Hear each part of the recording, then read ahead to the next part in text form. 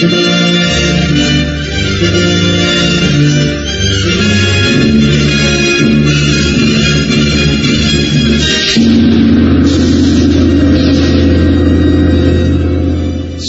Cerita mempersembahkan Sabda Pandita Ratu.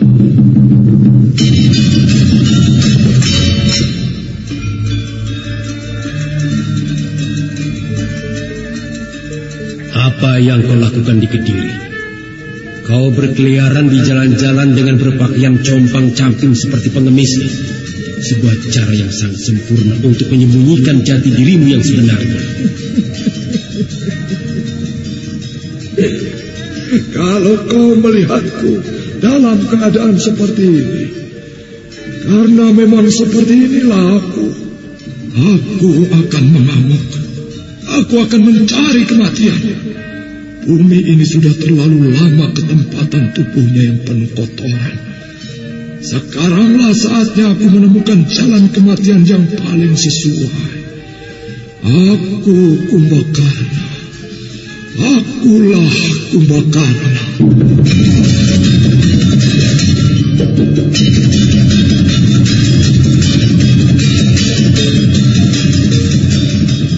Sabda Pandita Ratu, sebuah kisah penuh dilema, tragedi cinta anak manusia, perebutan tahta, mabuk harta dan duniawi, serta silaunya kehormatan, di mana keangkara murkaan merajalela karena dendam yang membara. Kisah ini berlatar belakang berdirinya Singasari. Ken Arok, dialah pemuda yang merekuk pahit getirnya kehidupan. Namun sebenarnya, dialah yang harus melaksanakan sabda-sabdanya. Perjalanan sengsaranya adalah awal untuk meraih keberhasilan, untuk menuju kejayaannya di saat Singasari berdiri. Apakah cita-citamu itu, Kenomang? Aku ingin mengubah nasibku. Aku bosan dengan kehidupanku selama ini yang terlunta-lunta, akrab dalam pelukan kemelaratan. Kadangkala aku berangan-angan, aku adalah seorang istri dari Patih. Bahkan lebih gila lagi, aku berangan-angan, andai kata aku adalah seorang permaisuri, maka akan terhapus semua masa silamku, terhapus lenyap, tidak bersisa semua kenangan buruk yang kumiliki. Itulah cita-citaku, Kakang Ken Arok. Bagaimana dengan kau, Kakang? Aku ingin menjadi seorang raja.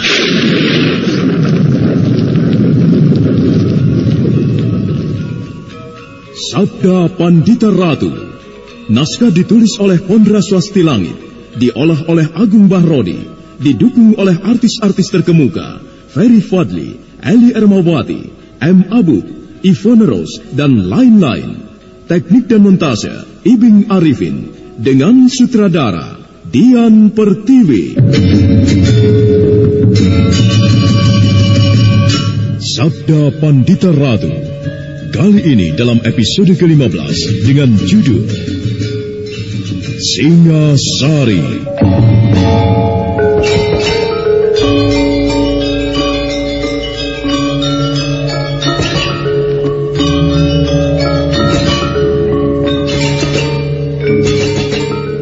Dalam seri ke-449 ini, dengan para pemain, Herman sebagai Ki Buyut, Ferry Fadli sebagai Kameswara, Arya sebagai Ki Jogoboyo, Ismedio sebagai Duro, dibantu oleh Suryadin dan Elias, dan Asdi Suhastra, pengantar cerita. Ternyata persoalan yang dihadapi Kameswara dan Katriwidati berkembang ke arah yang tidak diharapkan.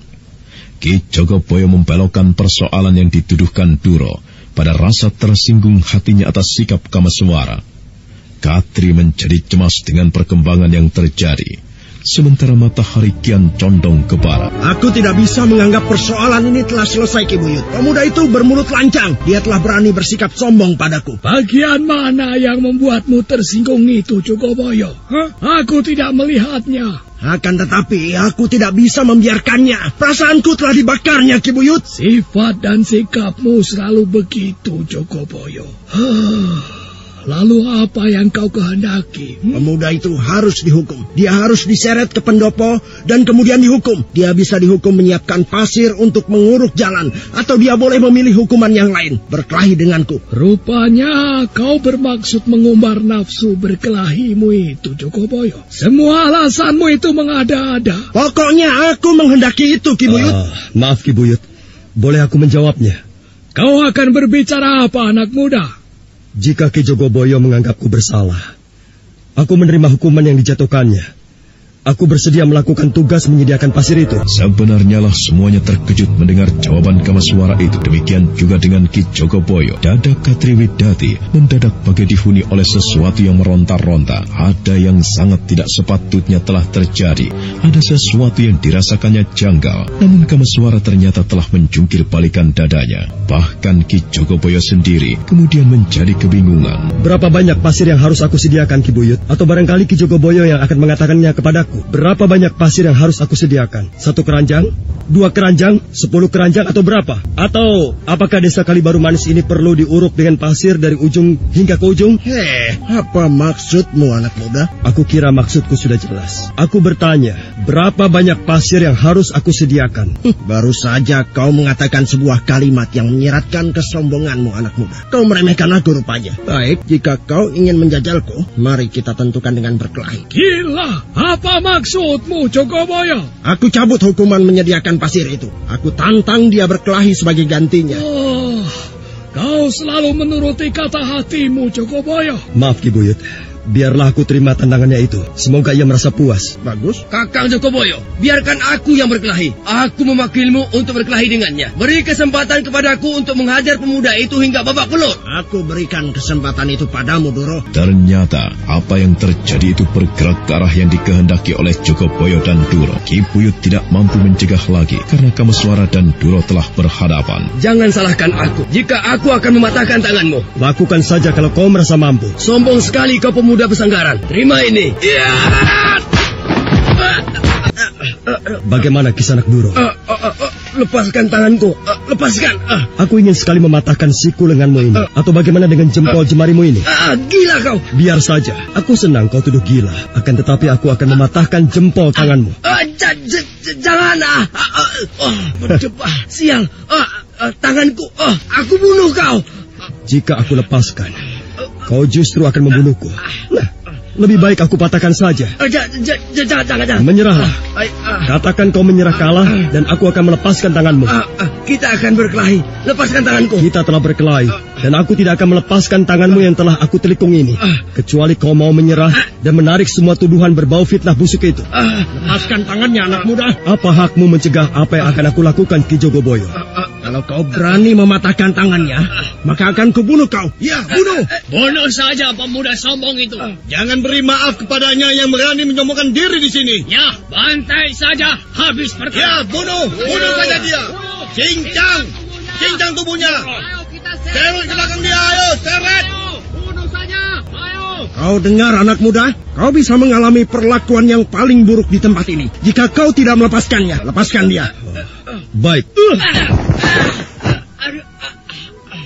Dasar perempuan, ternyata kau tidak bisa berbuat apa-apa, Duro. Hanya ditelikung begitu saja kau tidak sanggup melepaskan diri. Aku tidak bisa menggerakkan tubuhku. Kenapa denganmu? Aku tidak bisa bergerak.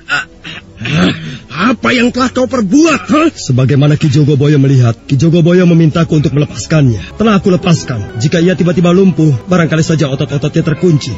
Keparat, aku akan menghajarmu, anak muda, supaya kau melihat kesombonganmu tidak laku di tempat ini. Tunggu Ki Jogoboyo, aku terima keinginanmu untuk berkelahi. Akan tetapi beri kesempatan kepadaku lebih dulu untuk berbicara dengan Ki Buyut, agar kalau aku mati di tanganmu, Ki Buyut mendengar apa yang akan kukatakan. Jogoboyo yang berangasan itu masih harus menahan diri ketika Kamaswara mendekati Ki Buyut yang gelisah hatinya. Maaf Ki Buyut, aku tidak mengira kalau kehadiranku di tempat ini akan menimbulkan persoalan seperti ini. Sebenarnya lah aku merasa sangat tertarik dengan cerita tentang seorang pemuda bernama Parto Dilam yang memiliki cita-cita yang terpuji. Ia bermaksud menolong sesama saudaranya yang tinggal di sekitar Kedung Lungkar yang kesulitan air dengan membendung sungai dan kemudian mengalirkannya menembus sebuah terowongan di bukit itu. Ki Buyut, Sebenarnya lah aku tergelitik oleh pertanyaan. Mengapa pekerjaan yang mulia itu tidak dilanjutkan? Jangan beri kesempatan dia membelokkan persoalan, Ki Buyut. Tenanglah, Jogoboyo. Beri kesempatan kepadaku untuk menjawabnya. Mengapa kau begitu tertarik kepada terowongan itu, anak muda? Karena aku menilai orang yang mempunyai gagasan semacam itu benar-benar orang yang luar biasa.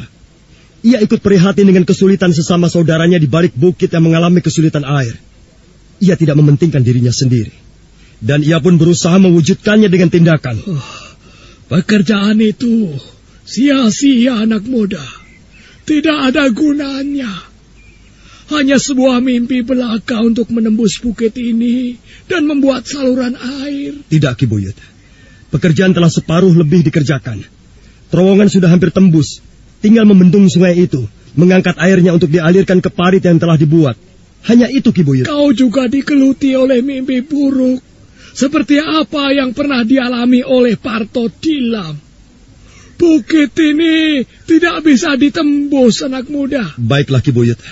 Akan aku tunjukkan kepada Ki Buyut kalau pekerjaan membuat terowongan itu hampir selesai. Aku akan menjebolnya sekarang juga. Persoalan seolah telah bergeser begitu saja. Semua perhatian kemudian ditujukan pada Kameswara yang berjalan ke bagian yang diperkirakannya merupakan tembusan dari terowongan yang telah dibuat oleh Parto Dilam. Kameswara kemudian telah mempersiapkan diri sebaik-baiknya. Bukan maksudku untuk menyombongkan diri dengan kemampuan yang aku miliki. Akan tetapi, dengan cara ini, aku berharap akan menggugah kembali tekad yang pernah mengeram di dada Parto Dilam untuk melanjutkan membuat bendungan itu. Bagaikan dililit oleh sebuah pesona sihir, semuanya memandang pada Kameswara, tidak terkecuali Ki Jogoboyo dan Duro yang masih terbaring lunglai. Sebenarnya lah, Kameswara telah mempersiapkan sebuah ajiannya yang sangat dahsyat, ajian Riung Laut yang berasal dari garis perguruannya sendiri. Kameswara menempatkan diri agar semburan batu tidak mengenai orang-orang yang berada di tempat itu.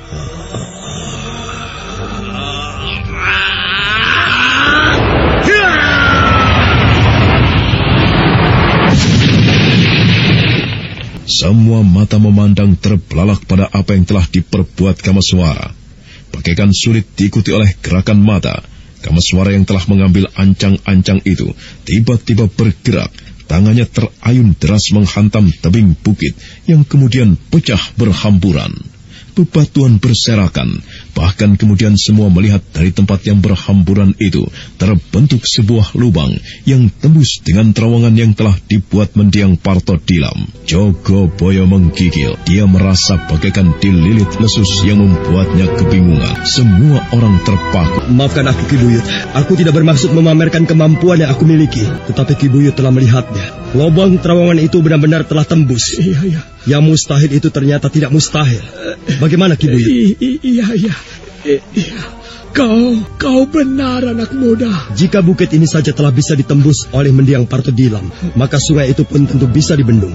Berunjung-berunjung diisi bebatuan dan kemudian ditempatkan melintang, disusun sedemikian rupa sehingga tidak akan hanyut meski diterjang banjir bandang sekalipun. Ki Buyut, aku yakin jiwa Parto Dilam masih mengeram di dada segenap warga perkampungan ini, juga di dada segenap warga kampung Kedung Lungkar. Bagaimana, Ki Buyut? Jagat Dewa Batara, begitu buta mata tua ini, sehingga tidak melihat lagi teja yang bersinar terang padamu, anak muda. Hai, kalian melihat semuanya? Kalian melihat semuanya, bukan? Apa yang telah diperbuat oleh anak muda yang bernama Kameswara ini? Ragukah kalian bahwa ia sebenarnya menyimpan maksud yang baik, tidak seperti yang dituduhkan oleh Duro ataupun Ki Jogoboyo? Masih ragukah kalian? Suasana kemudian menjadi hening dan senyap. Tak ada seorang pun yang berani menggerakkan bibirnya untuk berbicara. Ki Jogoboyo semakin kebingungan.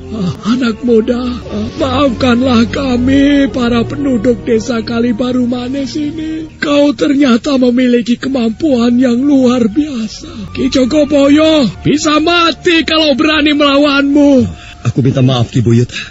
Aku terpaksa menggunakan cara itu untuk membuka mata semuanya yang hadir di sini. Bukan tentang aku, akan tetapi tentang saluran air ini. Iya. Yang akan menjadi kenyataan bila dilanjutkan. Oh, terima kasih. Terima kasih anak muda.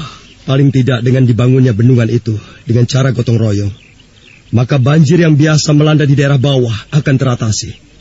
Bukankah demikian, Ki Buyut? Ya, kau benar anak muda. Kau benar. Jogoboyo. Saya Ki Buyut. Bagaimana? Apakah kau merasa hukuman yang kau jatuhkan kepada pemuda ini tetap akan kau laksanakan? Kau tetap akan menantangnya untuk berkelahi? Aku jamin akan retak kepalamu, Jogoboyo, kalau kau berani melakukan itu. Tidak lagi, Ki Buyut. Tidak lagi. Apa yang terjadi kali ini bisa kau pelajari, Jogoboyo, supaya kau tidak kehilangan kendali dan terjerembab karena sifat berangasanmu itu. Dan kau juga, Duro, selama ini kau membuat onar. Jadikan apa yang telah kau lihat ini sebagai pelajaran yang paling berharga. Apa yang telah dilakukan oleh Kameswara benar-benar merupakan hal yang luar biasa dan sangat mengejutkan bagi penduduk Kalibaru Manis, terutama bagi Ki Jogoboyo ataupun Duro yang memusuhi Kameswara. Ayunan tangan pemuda itu ternyata telah membolongi bukit dan tembus ke dalam terowongan. Mereka merasa ngeri. Apa jadinya jika yang menjadi sasaran adalah kepala mereka? Tentu bisa berantakan, tidak keruan wujudnya. Ki Jogoboyo, saya Tuan. Kau tidak perlu takut kepadaku, Ki Jogoboyo. Aku bukanlah dari jenis orang yang haus darah. Akan tetapi, aku membutuhkan ketegasan sikap Ki Jogoboyo. Apakah Ki Jogoboyo masih tetap menuduhku berbuat sesuatu yang tidak pantas di dalam terowongan itu bersama adik Katri Widati? Tidak lagi. Aku tidak menuduh begitu. Tidak, Tuan. Jangan panggil aku dengan sebutan Tuan.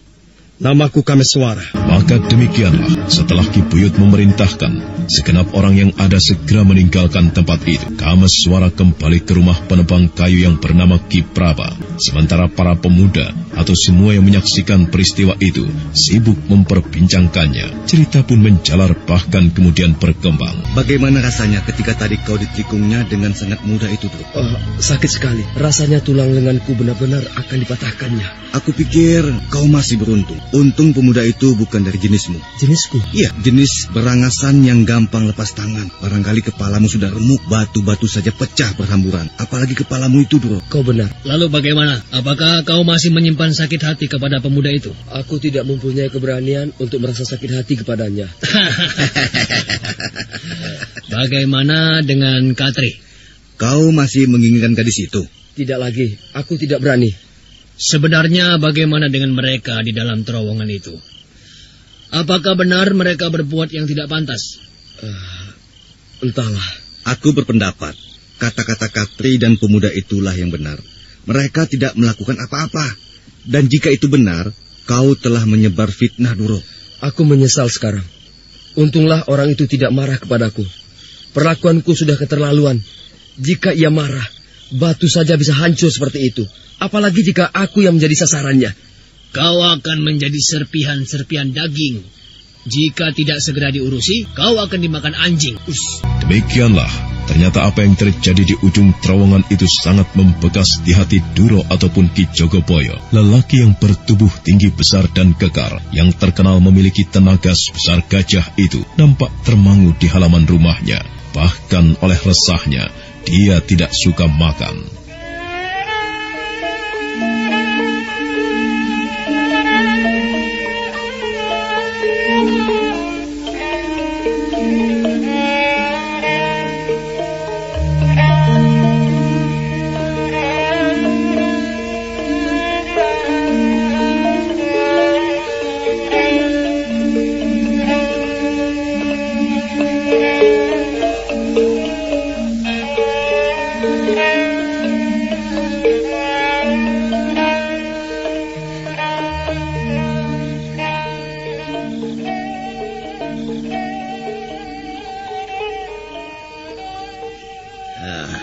Sebenarnya ada apa toh, Kang?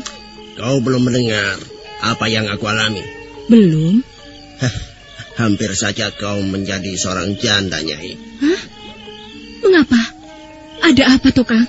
Ada seorang pemuda yang ngedapi-dapi, memiliki kemampuan yang tidak masuk akal. Dia mampu menghancurkan dinding bukit dan menjebol terowongan. Batu-batu berantakan tersentuh tangannya. Padahal sebelumnya aku telah menantangnya untuk berkelahi. Andai kata pemuda itu adalah pemuda yang pemarah, dengan kemampuannya itu dia bisa membuatku berantakan. Dan kau menjadi janda, Nyai. Kenapa kau menantang pemuda itu berkelahi? Apa ia mempunyai salah? Ternyata tidak, Nyai. Dengan jelas, Jogoboyo menceritakan apa yang terjadi kepada istrinya.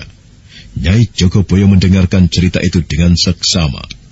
Rasa penasarannya membuncah, seolah dia ingin tahu bagaimana pemuda Kamaswara itu dapat menghancurkan sebuah batu besar dengan sentuhan tangannya. Bukan main. Pemuda itu tentu benar-benar luar biasa, Kakang Jogoboyo. Pada kenyataannya, dia memang pemuda yang luar biasa. Dia seperti Parto Dilam yang telah mati itu. Sama luar biasanya pula. Di mana ia sekarang berada, Kang? Dia berada di rumah Ki Badra, ayah Katri Widati itu. Besok aku akan menemuinya.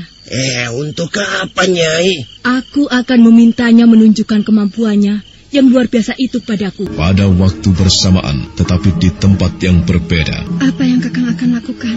Aku tidak melakukan apa-apa. Kakang melamun. Aku sedang membayangkan bendungan itu, Katri. Bagaimana menurutmu? Apakah para warga Kalibaru Manis ini masih bisa digugah untuk kembali melanjutkan membangun bendungan itu? Aku tidak tahu, Kakang. Menurutmu, siapakah pemuda di desa ini yang mempunyai pengaruh besar terhadap kawan-kawannya? Ada beberapa. Anehnya, orang macam Duro itu yang justru mempunyai pengaruh besar pada teman-teman yang lain. Kalau begitu, aku akan temui dia. Apa yang Kakang inginkan darinya? Aku berharap sesuatu darinya. Kelak kau akan tahu. Katakan kepada ayahmu kalau sudah pulang, aku ke rumah Duro itu. Baik, Kakang. Akan tetapi, Kakang akan segera pulang, bukan?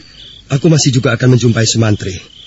Aku mengharapkan dia mau menjadi contoh atas kawan-kawan yang lain. Kebersamaan akan menjadikan impian itu menjadi sebuah kenyataan. Baik, Kakang. Kemana anak muda itu, Katri? Ia pergi menemui Duro, Ayah. Juga menemui Sumantri di Kedung Lungkar. Menemui Duro? Untuk apa? Mungkin meminta bantuan kepada Duro untuk menggerakkan teman-temannya agar bersedia melanjutkan pekerjaan Kakang Dilam yang terbengkalai itu, Ayah. Baik sekali jiwa anak muda itu, Nek. Aku sependapat, Ayah. Aku baru saja menemui Ki Buyut, menemui beberapa orang tua untuk membicarakan bendungan itu. Dan ternyata mendapatkan tanggapan yang baik sekali, terutama Ki Buyut. Bahkan Ki Buyut telah lebih dulu melangkah mengumpulkan orang-orang. Ya, andai kata kakakmu Parto Dilam masih hidup, ia tentu akan bangga sekali. Akhirnya orang-orang di desa ini bisa menerima apa yang diyakininya. Dari tempat yang berada saat ini, Kakang Parto Dilam pasti melihatnya, ya. Menilik ciri-cirinya, ada pohon waru besar di halaman. Tentu ini rumah Duro itu. Duro, siapa? Aku.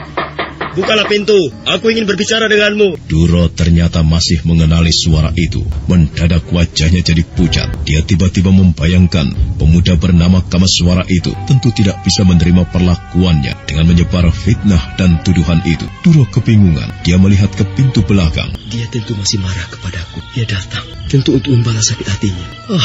Bagaimana ini? Apa yang harus aku lakukan? Sebaiknya aku lari saja melalui pintu belakang. Duro, aku bermaksud minta bantuanmu. Aku yakin kau bisa membantuku untuk mewujudkan bendungan itu. Bukalah pintunya. Ia minta bantuanku. Benarkah? Atau sekedar akal-akalan untuk menjebakku saja agar aku tidak melarikan diri? Tetapi kalau ia mau melakukan itu, mengapa ia harus mengetuk pintu? Batu saja bisa dihancurkannya pecah berantakan seperti itu. Baiklah, aku berharap ia tidak akan berbuat apa-apa padaku. Pintu terbuka, seberkas sinar dari damar iblis mengusap wajah Kamaswara. Kamaswara merasa geli di dalam hati melihat Duro yang gemetar ketakutan. Namun Kamaswara bersikap seolah-olah tidak tahu. Kamaswara melangkah, dan kemudian duduk pada sebuah dengklek panjang. Kau tinggal di sini sendiri, Duro? Benar, Tuan. Duduklah, Duro. Jangan berdiri saja, dan janganlah kau memanggilku Tuan. Aku ini sebaya denganmu. Panggil saja aku Kameswara. Aku datang untuk meminta bantuanmu. Maukah kau membantuku, Duro? Bantuan apa? Bantuan apa? Aku tahu kau mempunyai pengaruh yang besar terhadap para pemuda. Mungkin kau adalah pimpinan mereka. Saya bukan pimpinan mereka, Tuan. Tuan Kameswara. Paling tidak, kau pasti mempunyai pengaruh terhadap mereka, Duro. Nah, untuk kali ini, ajaklah mereka untuk sebuah kesenangan baru. Kesenangan baru? Iya, benar. Membuat bendungan. Percayalah, akan ada semacam kebahagiaan dan kebanggaan tersendiri jika kau dan kawan-kawanmu tampil di paling depan membangun bendungan itu. Manfaatnya besar sekali. Paling tidak, kaulah yang paling berbangga karena dapat menolong daerah lain, yaitu Kedung Lungkar, yang tempatnya tidak menguntungkan karena kesulitan air. Bagaimana? Saya mengajak mereka membuat bendungan? Iya, beramai-ramai. Bagaimana? Tetapi untuk membuat bendungan akan terasa aneh. Selama ini apa yang kau lakukan? Berburu atau apa kira-kira? Berkelahi? Sudah waktunya kau tidak gampang larut pada perkelahian yang tidak bermanfaat, Duro. Orang akan merasa segan kepadamu. Orang disegani bukan karena kau pemberani, Duro. Mereka tidak segan kepadamu, akan tetapi takut. Tetapi jika kau berhasil membawa sebanyak-banyaknya kawanmu, maka kau akan disegani dan dihormati orang. Aku menantangmu, Duro. Saya tidak berani, Tuan. Aku tidak menantangmu untuk berkelahi, tetapi aku menantangmu. Mampukah kau melakukan apa yang kukatakan? Jika kau berhasil mengumpulkan pemuda sebanyak-banyaknya, dan kau berhasil memimpin mereka untuk bersama-sama membuat bendungan itu, baru kau seorang lelaki. Hah? Hanya itu keperluanku. Izinkanlah aku pulang sekarang. Baik. Silahkan Tuan. Termangu bagaikan sebuah gupala yang terbuat dari batu. Beberapa saat lamanya Duro berdiri dalam diam, bagaikan kehilangan sebagian besar pikirannya. Kedatangan Kameswara dan persoalan yang dibawanya seolah mengusap permukaan hatinya. Selama ini aku memang telah melakukan sebuah pekerjaan yang sia-sia. Kegiatan atau apapun yang aku lakukan rasanya tidak bermanfaat, atau kalau boleh disebut malah merugikan orang banyak. Kameswara telah menantangku. Mampukah aku mengumpulkan para pemuda untuk membantu membuat bendungan itu? Akan kucoba. Kameswara yang ternyata masih berada di gelap halaman tersenyum melihat Duro kemudian melangkah meninggalkan rumah. Kameswara merasa yakin Duro pasti menghubungi teman-temannya. Nah, bagaimanakah kelanjutan kisahnya? Apa yang akan dikerjakan oleh Kameswara? Dan bagaimana dengan sikap Duro? Saudara pendengar, untuk mengetahui jawabannya, ikutilah kelanjutan kisah ini dalam seri berikutnya. Sampai jumpa.